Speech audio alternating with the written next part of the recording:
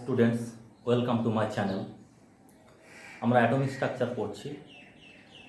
আজকের লেকচারে আমরা হাইড্রোজেন স্পেকট্রা সম্পর্কে বিস্তারিত জানব। হাইড্রোজেন অ্যাটমকে যদি ইলেকট্রিক্যাল ডিসচার্জ ঘটানো হয় তখন hydrogen atom electromagnetic radiation emit করে। এটা কেন হচ্ছে? যখনই আমরা হাইড্রোজেন অ্যাটমের মধ্যে ইলেকট্রিক্যাল ডিসচার্জ ঘটাচ্ছি তখন এ বিভিন্ন ওয়েভলেন্থের রেডিয়েশন অ্যাবজর্ব করছে, ফলে তার এনার্জি ইনক্রিজ করছে এবং সে এক্সাইটেড হয়ে যাচ্ছে। স্টেবিলিটি গেইন করার জন্য যখন সে আবার গ্রাউন্ড স্টেটে আসছে তখন এই ইলেকট্রোম্যাগনেটিক রেডিয়েশনটা এমিট করছে। হাইড্রোজেনের যে ইলেকট্রনটি প্রথম কক্ষে আছে সেই ইলেকট্রনটাই অ্যাকচুয়ালি এই এনার্জিগুলোকে অ্যাবজর্ব করছে, ফলে বিভিন্ন উচ্চতর কক্ষে কিন্তু ওই ইলেকট্রনটা স্থানান্তরিত হচ্ছে। স্টেবিলিটি গেইন করার জন্য আবার যখন লোয়ার এনার্জি স্টেট এসে নেমে আসছে তখন বিভিন্ন তরঙ্গ দৈর্ঘ্যের রেডিয়েশন সে এমিট করছে, ফলে আমরা হাইড্রোজেন স্পেকট্রাটা পেয়ে থাকি। দেখো, হাইড্রোজেনকে যখন ইলেকট্রিক্যাল ডিসচার্জ ঘটানো হচ্ছে এই ইলেকট্রোম্যাগনেটিক রেডিয়েশন এমিট করছে, সেটাকে যদি আমরা একটা প্রিজমের মধ্য দিয়ে পাস করাই তাহলে আমরা পাবো emission spectra. That is called হাইড্রোজেনের এমিশন স্পেকট্রা। এই এমিশন স্পেকট্রায় দেখা গেছে 4টে লাইন পাওয়া গেছে, সেই কারণে একে লাইন স্পেকট্রা বলা হয়। হাইড্রোজেনের এই এমিশন স্পেকট্রা নিয়ে প্রথম দেখেন একজন সুইস ম্যাথামেটিশিয়ান বালমার। বালমার এই 4টে যে লাইন পেয়েছেন তার জন্য একটা ফর্মুলা ক্রিয়েট করেন। That is equals to 1/λ is equals to some constant 109,677 centimeter inverse into 1/2 square minus 1/n square, where n এর ভ্যালুটা এখানে 3, 4, 5 থেকে ইনফিনিটি পর্যন্ত হতে পারে। এই যে প্রথম যে লাইনটা পাওয়া গেছে এই লাইনের অ্যাসোসিয়েট যে ওয়েভলেন্থ সেই ওয়েভলেন্থের ভ্যালু হচ্ছে 656 ন্যানোমিটার এবং এটা প্রায় রেড কালারের সঙ্গে ইকুয়াল। তার মানে 656 ন্যানোমিটার তরঙ্গ দৈর্ঘ্যের রেডিয়েশন এই হাইড্রোজেনটা এমিট করছে। সেকেন্ড যে লাইনটা পাওয়া গেছে তার ওয়েভলেন্থ যেটা, দ্যাট ইজ 486 ন্যানোমিটার। থার্ড লাইনটা 434 ন্যানোমিটার এবং ফোর্থ লাইনটা 410 ন্যানোমিটার। এটার কালারটা গ্রিন, এটা blue and that is light violet. এই 4টে কালার তিনি দেখতে পান এবং এই 4টে কালারের অ্যাসোসিয়েটেড ফর্মুলা তিনি ক্রিয়েট করেন। এই যে প্রথম লাইনটা দেখতে পাচ্ছ, এই প্রথম লাইনটা কখন ফর্ম করবে? যখন এই এন এর ভ্যালুটা 3 হবে। এন এর ভ্যালুটা যখন 3 হবে তার অ্যাসোসিয়েটেড যে ল্যামডা তো সেটা হবে 656 ন্যানোমিটার। এন এর ভ্যালু যখন 4 হবে তখন ল্যামডাটা হবে 486 ন্যানোমিটার। এন এর ভ্যালু যখন 5 হবে তখন ল্যামডার ভ্যালু পাবো আমরা 434 ন্যানোমিটার। অ্যান্ড এন এর ভ্যালু যখন 6 তখন এটাকে পাবো, এর ল্যামডার ভ্যালুটা পাবো 410 ন্যানোমিটার।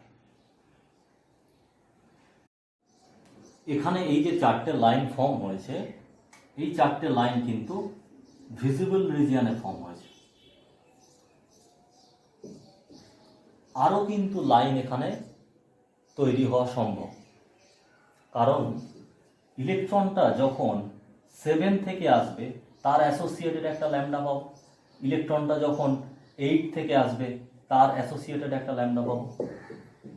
তাহলে সেক্ষেত্রে যে লাইনগুলো ফর্ম হবে এর পাশে তৈরি হবে এবং সেগুলো কি হবে, মানে ক্লোজলি প্যাকড হবে। ফলে বালমার সিরিজ যেটা সেটা আরো একটু বড় হয়ে গেল। এই লাইনগুলোকে দেখতে পাওয়া যায় কারণ এই লাইনগুলো কিন্তু সব আলট্রাভায়োলেট রিজিয়নে ক্রিয়েট হয়।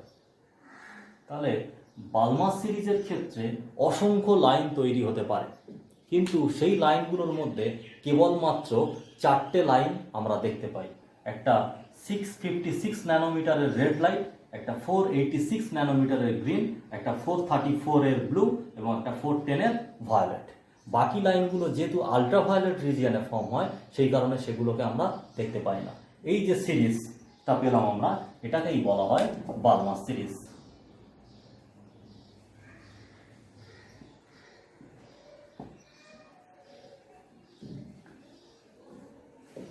এর পরবর্তীতে আরও বিভিন্ন সায়েন্টিস্ট এই নিয়ে এক্সপেরিমেন্ট করেন এবং তাদের ক্ষেত্রে আলাদা আলাদা কিন্তু স্পেকট্রাল লাইন পাওয়া গেছে এবং ওই সায়েন্টিস্টদের নাম অনুযায়ী তাদের নামকরণ করা হয়েছে সেই সিরিজগুলোতে। যেমন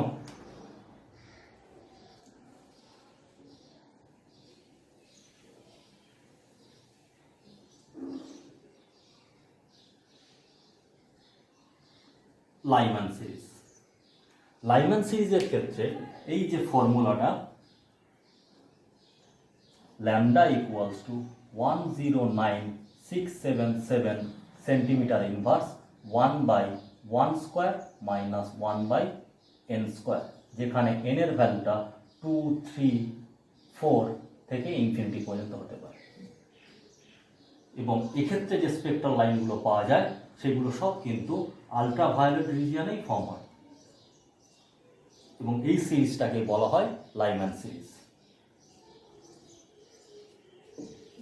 বামার সিরিজের পরে তাহলে এই লাইনগুলোর যে ওয়েভলেন্থ, এই লাইনগুলোর ওয়েভলেন্থ কিন্তু বামার সিরিজের যে লাইনগুলো পেয়েছি তার ওয়েভলেন্থের থেকে আরও কম। আরও অনেক স্পেকট্রাল লাইন পাওয়া গেছে যার ওয়েভলেন্থটা কিন্তু বামার সিরিজের ওয়েভলেন্থের থেকে বেশি। সেগুলো সব কিন্তু ইনফ্রারেড রিজিয়নে তৈরি হয়। যেমন আরও একটা সিরিজ পাওয়া গেছে, that is called Paschen series.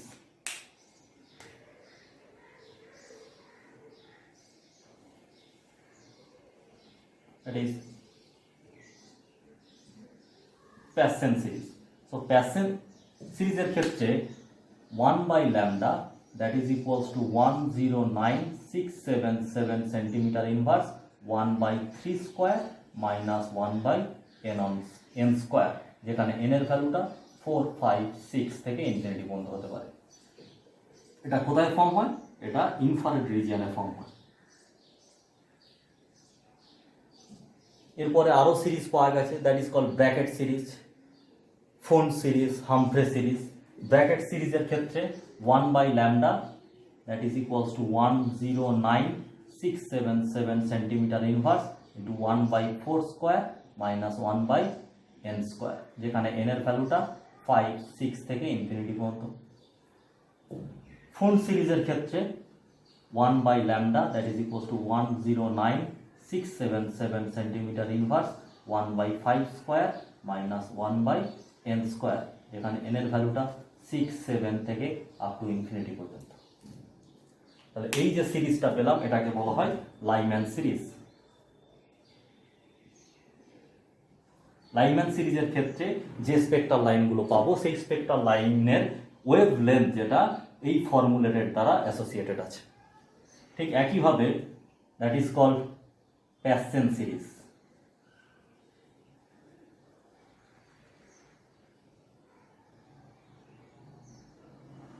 That is bracket series. The phone series.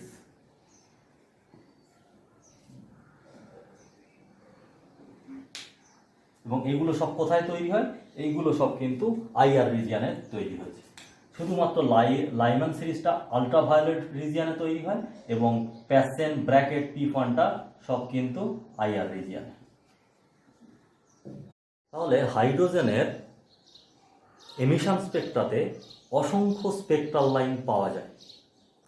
সেই স্পেকট্রাল লাইনগুলোর মধ্যে কেবলমাত্র 4টে এমন স্পেকট্রাল লাইন আছে যেটা বামার সিরিজের স্পেকট্রাল লাইন, সেই 4টে স্পেকট্রাল লাইনকেই দেখতে পাওয়া যায় কারণ তারা ভিজিবল রিজিয়নে তৈরি হয়।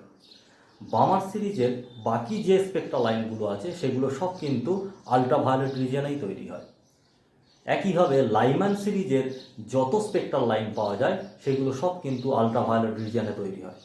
প্যাসেন, ব্র্যাকেট, ফান্ট এই সমস্ত সিরিজগুলোর ক্ষেত্রে স্পেকট্রাল লাইন সব কিন্তু ইনফ্রারেড রিজিয়নে তৈরি হয়। একটু অন্যভাবে আমরা দেখে নিই যে কীভাবে স্পেকট্রাল লাইনগুলো ডিফারেন্ট রিজিয়নে তৈরি হচ্ছে, আলট্রাভায়োলেট রিজিয়নে, ইনফ্রারেড রিজিয়নে কিংবা ভিজিবল রিজিয়নে। দেখো, এটা বোঝার জন্য আমরা নিউক্লিয়াসের বাইরের বিভিন্ন এনার্জি স্টেটগুলো ড্র করেছি।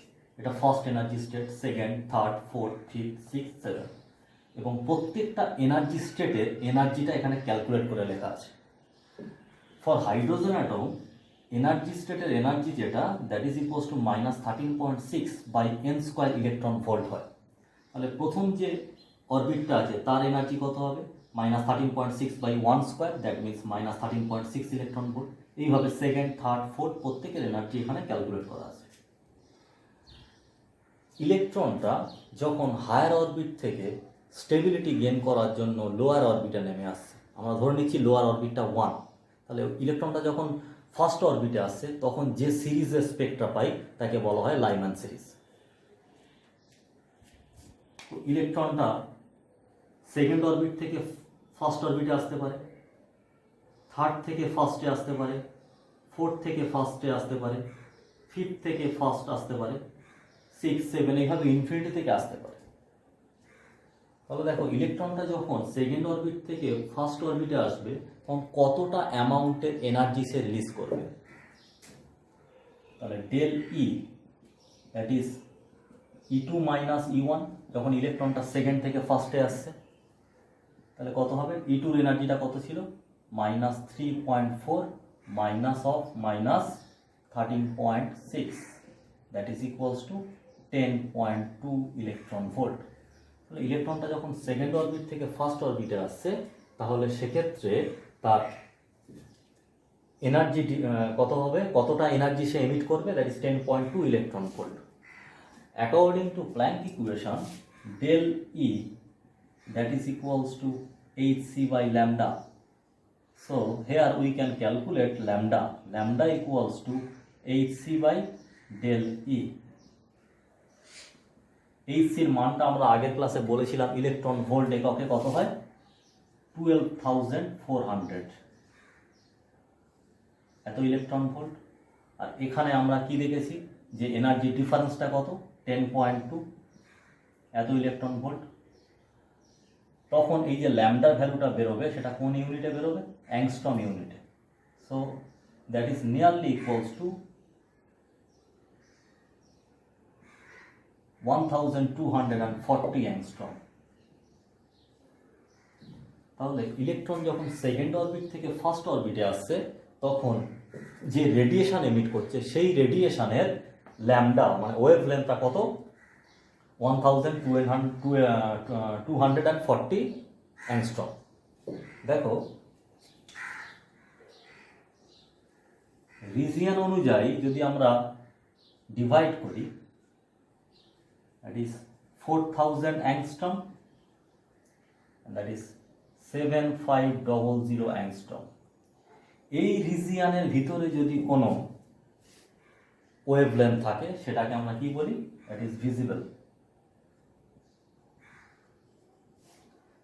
4000 এর নিচে যেগুলো আছে that is called ultraviolet, and 7500 এর উপরে যেটা আছে that is IR region, infrared region। এখানে দেখো যে ল্যামডার যে ভ্যালুটা পেয়েছি সেটা কিন্তু 4000 এর কম। মানে কোথায় পাবো আমরা? আলট্রাভায়োলেট রিজিয়নে পাবো। ইলেকট্রনটা যখন সেকেন্ড থেকে ফার্স্টে আসছে তখন লাইম্যান সিরিজের স্পেকট্রা পেয়েছি, এবং লাইম্যান সিরিজের স্পেকট্রার ক্ষেত্রে সেটা কোন রিজিয়নে পড়ছে? আলট্রাভায়োলেট রিজিয়নে পড়ছে। ঠিক একইভাবে যদি আমরা ধরে নিই যে ইলেকট্রনটা থার্ড অরবিট থেকে ফার্স্ট অরবিটে আসছে তাহলে সেক্ষেত্রে এনার্জি ডিফারেন্স কত হবে? E3 minus E1। E3টা কত? E3টা হচ্ছে -1.51, E1টা কত? -13.6, that is 12.09। So here lambda equals two কত হবে?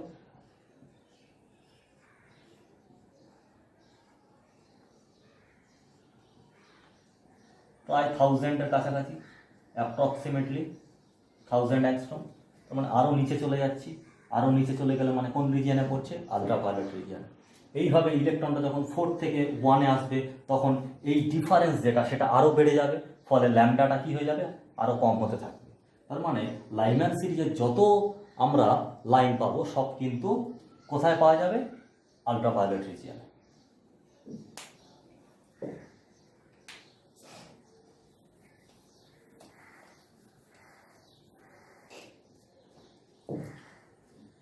এবার দেখো, মনে করো ইলেকট্রনটা হায়ার অরবিট থেকে সেকেন্ড অরবিটে এসে পড়ছে। তাহলে ইলেকট্রন যদি সেকেন্ড অরবিটে এসে পড়ে তখন কোন সিরিজের স্পেকট্রা পাবো? That is Balmer series.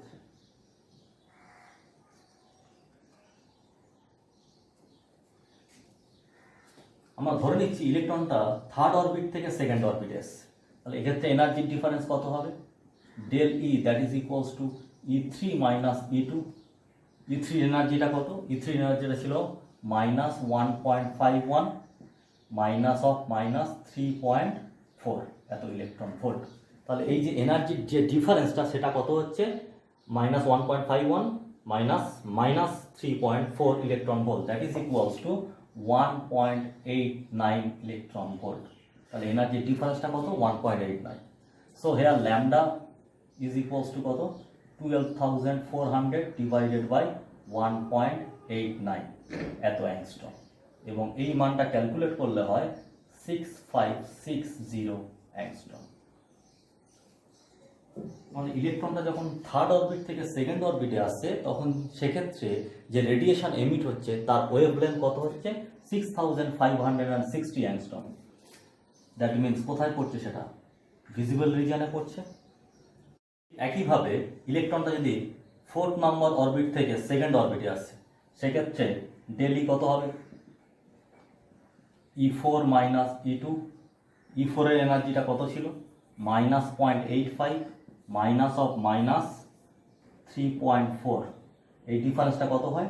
2.55 electron volt. তাহলে ইলেকট্রনটা যখন ফোর্থ অরবিট থেকে সেকেন্ড অরবিটে আসছে যে রেডিয়েশনটা এমিট করছে সেই রেডিয়েশনের এনার্জি কত হবে? এত ইলেকট্রন ভোল্ট। সো ল্যামডা কত হবে? Lambda equals to 12,400 divided by 2.55। এই মানটা ক্যালকুলেট করলে হয় দ্যাট ইজ 4862 অ্যাংস্ট্রম। তাহলে ফোর্থ থেকে যখন সেকেন্ডে আসছে যে রেডিয়েশন এমিট হচ্ছে তার ওয়েভলেন্থ কত? 4862 অ্যাংস্ট্রম। তার মানে এটাও কোথায় পড়ছে? ভিজিবল রিজিয়নে পড়ছে। ইলেকট্রনটা যদি ফিফথ থেকে 2-তে আসে তাহলে সেক্ষেত্রে ডেল ই কত হবে? Del E that is equals to E5 minus E2। E5 এর এনার্জি কত? E5 এর এনার্জি হলো -0.544 মাইনাস অফ -3.4। এটা ক্যালকুলেট করলে হয় 2.856 এত ইলেকট্রন ভোল্ট। সো এখানে যদি আমরা ল্যামডাটা ক্যালকুলেট করি, lambda equals to 12,400 divided by 2.856। এই মানটা ক্যালকুলেট করলে হয় 4341 অ্যাংস্ট্রম। তাহলে যে রেডিয়েশনটা এমিট হচ্ছে তার ওয়েভলেন্থটা কত? 4341 অ্যাংস্ট্রম। তার মানে এটাও কোন রিজিয়নে পড়বে? ভিজিবল রিজিয়নে পড়বে।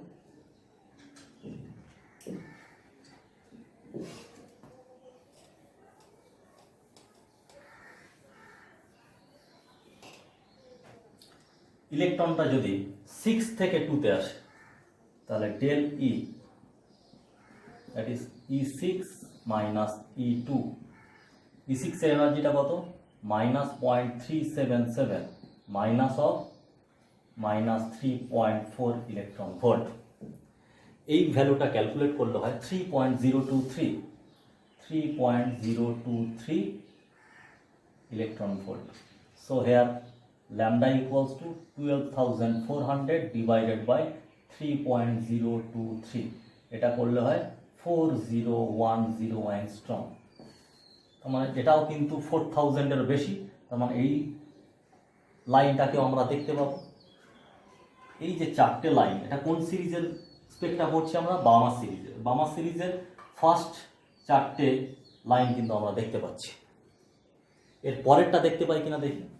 সো ডেল ই পরেরটার ক্ষেত্রে কি হবে, E7 মাইনাস E2। E7টা কত, -172.172 মাইনাস অফ -3.4, এই মানটা ক্যালকুলেট করলে হয় that is 3.228। So lambda is equals to 12,400 divided by 3.228, এই মানটা ক্যালকুলেট করলে হয় 3,841 অ্যাংস্ট্রম। তাহলে দেখো কোন রিজিয়নে পড়ে যাচ্ছে, আলট্রাভায়োলেট রিজিয়নে পড়ে যাচ্ছে। তার মানে বামার সিরিজের ফার্স্ট ফোর লাইন আমরা কিন্তু দেখতে পাচ্ছি, কারণ সেটা ভিজিবল রিজিয়নে পড়ছে। বাকি লাইনগুলো কিন্তু সব আলট্রাভায়োলেট, এরপরে যত লাইন পাবো সব কিন্তু আলট্রাভায়োলেট রিজিয়নে পড়বে। তাহলে ফার্স্ট লাইন যেটা, এই ফার্স্ট লাইনের ল্যামডাটা কত, ফার্স্ট লাইনের ল্যামডাটা হচ্ছে 6560 সেকেন্ড অ্যাংস্ট্রম। সেকেন্ড লাইনের ল্যামডাটা কত, 4862 অ্যাংস্ট্রম। থার্ড লাইনের ল্যামডাটা কত, 4341 অ্যাংস্ট্রম। অ্যান্ড ফোর্থ লাইনের ল্যামডাটা হচ্ছে 4010 অ্যাংস্ট্রম। এটাকে বলা হয় that is first line of Balmer. তাহলে বামার সিরিজের ফার্স্ট লাইনের ওয়েভলেন্থটা কত, 6560। এটা হলো সেকেন্ড লাইন অফ বামার, এটা থার্ড লাইন অফ বামার, এটা ফোর্থ লাইন অফ বামার। তাহলে ফার্স্ট লাইন অফ বামার কখন ফর্ম হচ্ছে, যখন ইলেকট্রনটা থার্ড থেকে টুতে আসছে। সেকেন্ড লাইন অফ বামার কখন তৈরি হচ্ছে, যখন ইলেকট্রনটা ফোর্থ থেকে টুতে আসছে। থার্ড লাইন ফিফথ থেকে টুতে আসছে। ফোর্থ লাইন সিক্স থেকে টুতে আসছে। এবং এই চারটে আমরা লাইন কিন্তু ভিজিবল রিজিয়নে পড়ার দরুন এগুলোকে দেখতে পাই। বাকিগুলো বামা সিরিজের আর যে লাইনগুলো, সেগুলো 7 কিংবা 8 কিংবা 9 কিংবা ইনফিনিটি থেকে আসুক, সেগুলো সব কিন্তু আলট্রাভায়োলেট রিজিয়নে পড়ে যায়, তাই আমরা দেখতে পাই না।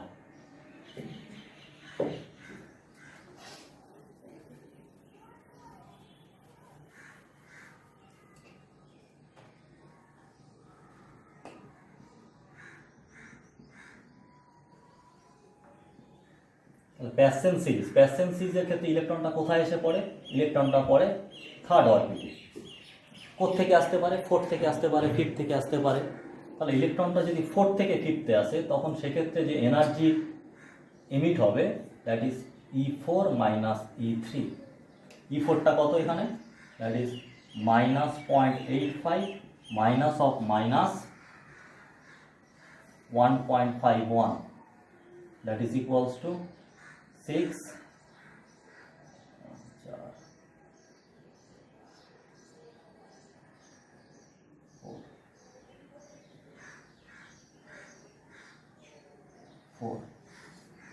4.66 এত ইলেকট্রন ভোল্ট। তাহলে সেক্ষেত্রে যদি আমরা ল্যামডাটা ক্যালকুলেট করি, দ্যাট ইজ 12,400 ডিভাইডেড বাই 0.66, এই মানটা ক্যালকুলেট করলে কিন্তু সেটা 7,500-এর থেকে অনেক বেশি হবে। তার মানে কোন রিজিয়নে পড়ছে, আইআর রিজিয়নে পড়ছে। তাহলে প্যাসেন সিরিজের এইভাবে যত লাইন পাবো সব কিন্তু আইআর রিজিয়নে পাওয়া যাবে। হাইড্রোজেনের এমিশন স্পেকট্রাতে যে ডিফারেন্ট স্পেকট্রাল লাইন পাওয়া যায়, সেই স্পেকট্রাল লাইনের সঙ্গে যুক্ত তরঙ্গ দৈর্ঘ্য নির্ণয় বিভিন্ন সিরিজের ক্ষেত্রে কিন্তু আলাদা। তখন সায়েন্টিস্ট রিডবার্গ তিনি নতুন একটা ফর্মুলা দেন, যেটা ওই সমস্ত সিরিজের ক্ষেত্রেই কিন্তু প্রযোজ্য। তিনি যে ফর্মুলাটা দেন, that is 1/λ is equals to RH into 1/NI square minus 1/NF square, that is equals to, আমরা জানি 1/λ equals to নিউ বার, তরঙ্গ সংখ্যা, ওয়েভ নাম্বার। এই যে ফর্মুলাটা তিনি দেন, এই ফর্মুলাকেই বলা হয় রিডবার্গ ইকুয়েশন।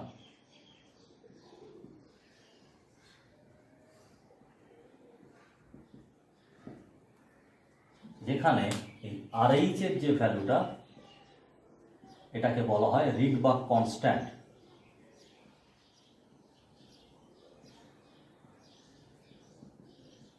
এবং এর মান 109677 centimetre inverse.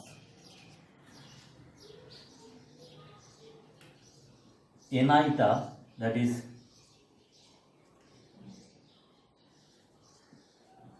lower orbit and nf that is higher orbit.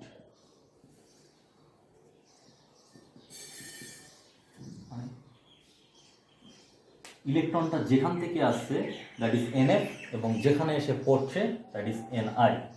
যেমন দেখো প্যাসেন সিরিজের ক্ষেত্রে, so for Lyman series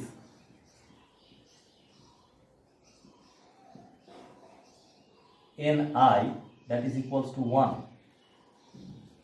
and nf that is equals to 2 3 dot dot 2 up to infinity।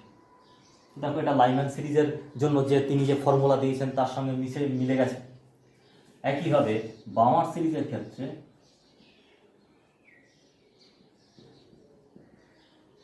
ni that is equals to 2 and nf that is equals to 3 4 up to infinity।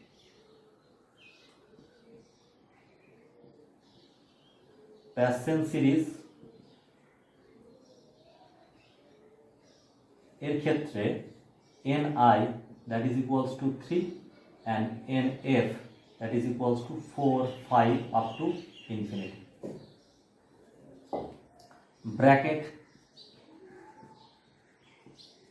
Bracket সিরিজের ক্ষেত্রে ni that is equals to 4 and nf that is equals to 5 6 up to infinity।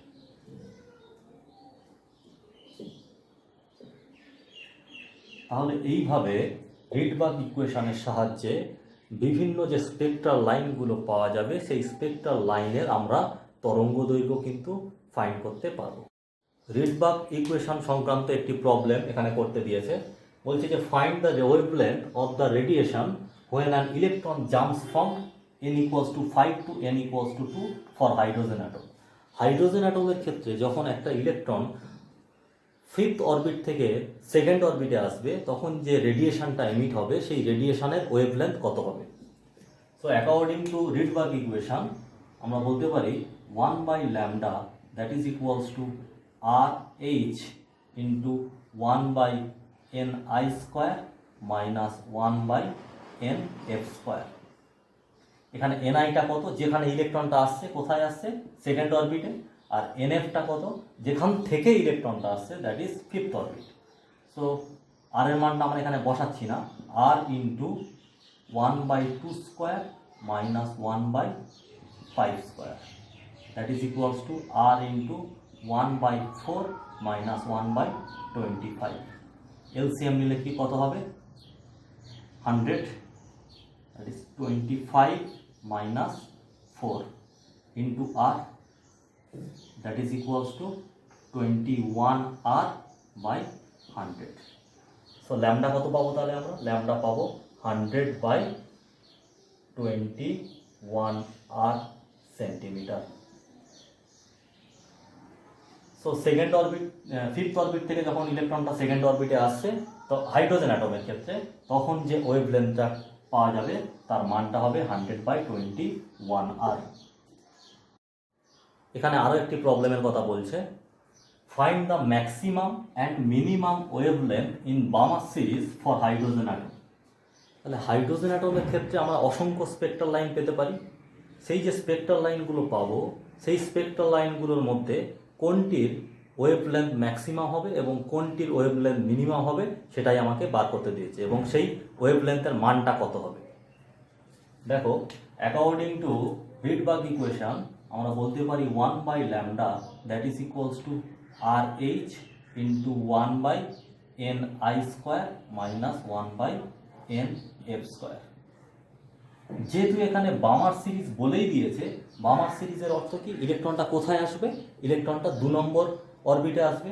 So here ni that is equals two 2। তাহলে ইলেকট্রনটা কত নম্বর orbit থেকে আসতে পারে, third orbit থেকে আসতে পারে, ফোর্থ অরবিট থেকে আসতে পারে, ফিফথ অরবিট থেকে আসতে পারে, এইভাবে ইনফিনিটি থেকে আসতে পারে। So when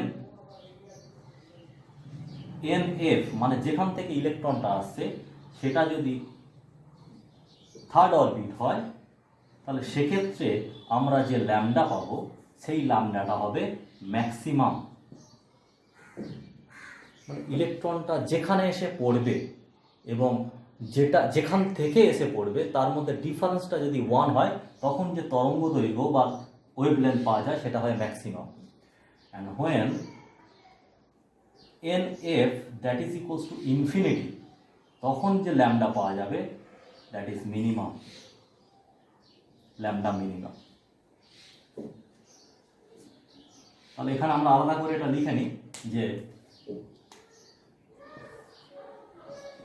for maximum wavelength NF that is equals to Ni plus 1। এটা যে কোনো সিরিজের ক্ষেত্রেই দিতে পারতো প্রবলেমটা, এখানে বামা সিরিজের দিয়েছে তাই এখানে দেখো Ni এর ভ্যালুটা 2, তাহলে 2 plus 1 that is 3, তাহলে NFটা এখানে 3। যদি লাইম্যান সিরিজের ক্ষেত্রে দিত তখন কি হতো 1 plus 1 that is 2। তাহলে ফর ম্যাক্সিমাম ওয়েভলেন্থ NFটা কত হবে, Ni plus 2 1 হবে। অ্যান্ড ফর মিনিমাম ওয়েভলেন্থ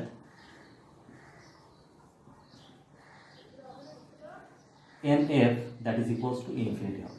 যে কোনো সিরিজের ক্ষেত্রেই হোক না কেন তখন ল্যামডাটা তখন মিনিমাম হবে যখন NFটা ইনফিনিটি হবে। সো এখন প্রবলেমটা করে নিই আমরা। সো 1 বাই ল্যামডা ম্যাক্স তাহলে কত হবে, R into 1 by 2 square minus 1 by 3 square, that is R into 1 by 4 minus 1 by 9. So R into 9 minus 4 by 36, that is equals to 5R by 36. So lambda max যেটা হবে সেটা কত হবে 36 by 5R centimetre. তাহলে Balmer সিরিজের ক্ষেত্রে যে ওয়েভলেন্থটা maximum হবে সেই ম্যাক্সিমাম ওয়েভলেন্থের ভ্যালুটা কত হবে 36/5R। এবার মিনিমামটা বের করে নিই, 1 by lambda minimum that is equals to R into 1 by 2 square minus 1 by infinity. 1 by infinity that is equals to 0, so that is R by 4. So lambda minimum that is 4 by R centimetre. আর এর মানটা আমরা এখানে বসালাম না, তোমরা বসিয়ে দেখে নিও কত ভ্যালুটা আসছে। তো এইভাবে রিডবার্গ ইকুয়েশনকে কাজে লাগিয়ে আমরা তরঙ্গ দৈর্ঘ্য কিন্তু নির্ণয় করতে পারি। আশা করি আজকের লেকচারটি তোমাদের ভালো লেগেছে। যদি ভালো লেগে থাকে অবশ্যই লাইক করো এবং আমার চ্যানেলকে সাবস্ক্রাইব করো। Thank you.